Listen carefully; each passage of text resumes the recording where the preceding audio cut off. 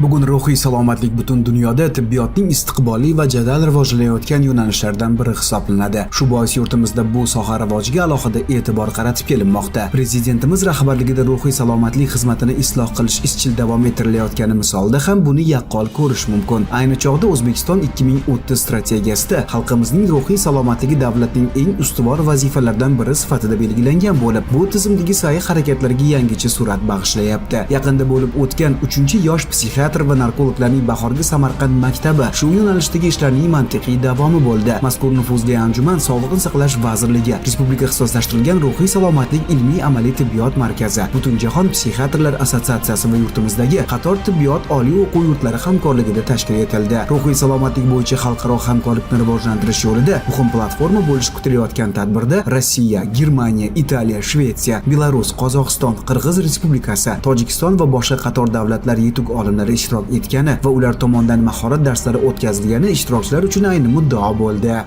Bu yerda nafaqat leksiyalar, balki mahorat darslari, klinik konferensiyalar, bemorlarni o'zini joyida olib kelib muhokamasi va undan tashqari barcha psixiatrlar assotsiatsiyasi prezidentlarini brifing o'tkazilishi, keyingi yilda 2027-yilda Jahon psixiatrlar assotsiatsiyasining kongressini O'zbekistonda o'tkazilishi ham nazarda tutilgan. Eng asosiysi nafaqat o'zbekistonlik, balki xorijiy yosh olimlar ham kelgan.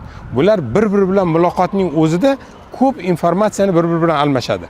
Mazkur mahorat maktabi psixiatr va narkologiya sohalaridagi bilim va ilg'or tajribalarni uyg'unlashtirish uchun xalqaro platforma yaratish, sohaga oid zamonaviy tendensiyalarni muhokama qilish, yosh kadrlar kasbiy bilimi rivojlanishini qo'llab-quvvatlash maqsadlarini qamrab olganini ham aytish zarur. Unda ruhiy salomatlik muhofazasi xizmatidagi islohotlar, birlamchi tibbiy yordam tizimida fanlararo yondashuvlar, shizofreniya va bipolyar affektiv buzilishda tashxis va davolash, raqamli texnologiyalar, sun'iy intellekt va noinvaziv muolaja usullari singari ko'plab dolzarb masalalar ko'rib chiqildi. Assalomu alaykum. It's a pleasure being here. Men Samarqandga ushbu anjumanda ishtirok etish bilan bir qatorda O'zbekiston va mintaqa davlatlari mutaxassislari bilan o'z sohamiz bo'yicha hamkorlikni yanada mustahkamlash maqsadida kelganman. Tadbirda ko'plab yetuk xalqaro mutaxassislar ishtirok etmoqda. Ular bilan o'zaro manfaatli ilmiy hamkorlik va qo'shma ta'lim dasturlarini yo'lga qo'yishni gaplashib olish niyatimiz ham bor. Shu ma'noda Samarqand maktabi ahamiyati beqiyos deb o'ylayman. Ushbu tadbir dasturidan plenar majlis va seksiyalar, master-klasslar, klinik tahlillar, seminar, treninglar va tegishli tanlov o'rin olgan bo'lib, bu yosh mutaxassislar uchun nihoyatda qo'l keldi. Bugungi anjumanda butun dunyodan professor ustozlar kelib, xususan Yevropa, Fransiya, Rossiya, Qozog'iston, qo'shni Qirg'izistondan professor ustozlar kelib, bizda master-klasslar, mahorat darslari o'tib berishmoqda.